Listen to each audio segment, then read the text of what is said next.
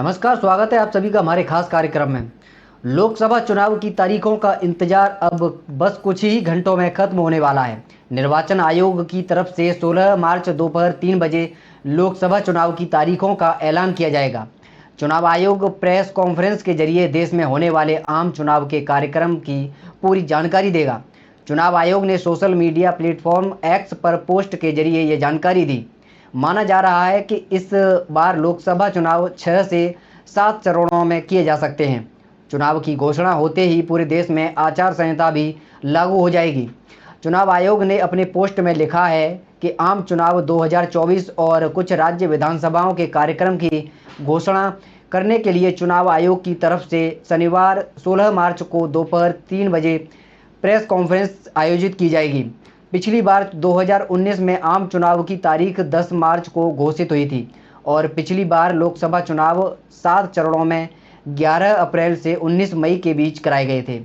पिछली बार 67.1% मतदान हुआ था, वहीं मतों की गिनती 23 मई को हुई थी। इस बार लोकसभा चुनाव में करीब 97 करोड़ लोग वोट देंगे। आयोग ने दावा किया है कि इस बार चुनाव में करप्शन पर रोक लगाने के लिए बहुत नए कदम उठाए जाएंगे।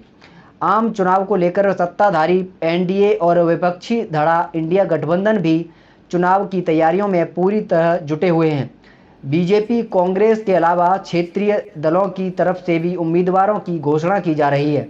कांग्रेस और बीजेपी ने तो अपने उम्मीदवारों की 2 लिस्ट भी जारी कर दी हैं।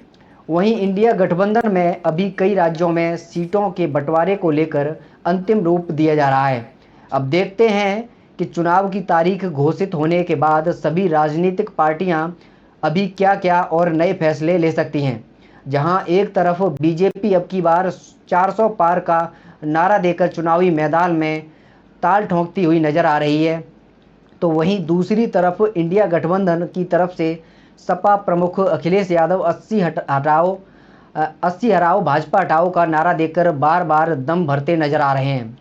तो वहीं उनके गठबंधन के पुराने साथी राहुल गांधी भारत जोड़ो न्याय यात्रा के दम पर फर्क डालने की कोशिश में लगे हुए हैं। बहरहाल सभी अपनी अपनी तैयारियों को लेकर जी तोड़ मेहनत में लगे हुए हैं। हालांकि ये तो आप भी जानते हैं कि मेहनत का फल चुनाव के बाद ही मालूम पड़ेगा। धन्यवाद।